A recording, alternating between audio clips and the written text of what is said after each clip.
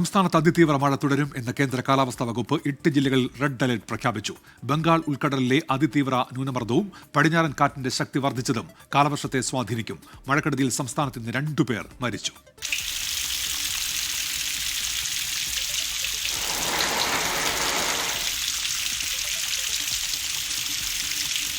ബംഗാൾ ഉൾക്കടലിലെ ന്യൂനമർദ്ദം അതിതീവ്ര ന്യൂനമർദ്ദമായി രൂപാന്തരപ്പെട്ടതും അറബിക്കടലിൽ കാലവർഷക്കാറ്റിന്റെ ശക്തി വർദ്ധിച്ചതും വരും ദിവസങ്ങളിലും മഴയുടെ ശക്തി കൂട്ടുമെന്നാണ് കേന്ദ്ര കാലാവസ്ഥാ വകുപ്പിന്റെ മുന്നറിയിപ്പ്. ഇന്ന് 8 ജില്ലകളിലാണ് അതിതീവ്ര മഴയ്ക്കുള്ള റെഡ് അലർട്ട് ഉള്ളത്. പത്തനംതിട്ട, കോട്ടയം, എറണാകുളം, ഇടുക്കി, കോഴിക്കോട്, വയനാട്, കണ്ണൂർ, കാസർഗോഡ് ജില്ലകളിലാണ് റെഡ് അലർട്ട്. ബാക്കി എല്ലാ ജില്ലകളിലും ഓറഞ്ച് മുന്നറിയിപ്പുണ്ട്.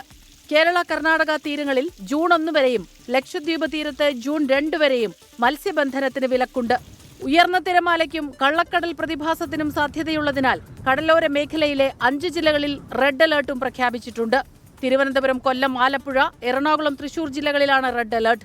മലപ്പുറം, കോഴിക്കോട്, കാസർഗോഡ്, കണ്ണൂർ ജില്ലകളിൽ ഓറഞ്ച് അലർട്ടും നിലവിലുണ്ട്. കനത്ത മഴയെ തുടർന്ന് കാസർഗോഡ് മധുവാഹിനി പുഴയിൽ വീട്ടമ്മ ഒഴുക്കിൽപ്പെട്ട് മരിച്ചു. മല്ലം സ്വദേശി ഗോപികയാണ് മരിച്ചത്. എറണാകുളം വടക്കൻ പറവൂരിൽ ഗൃഹനാഥൻ ഷോക്കേറ്റു മരിച്ചു.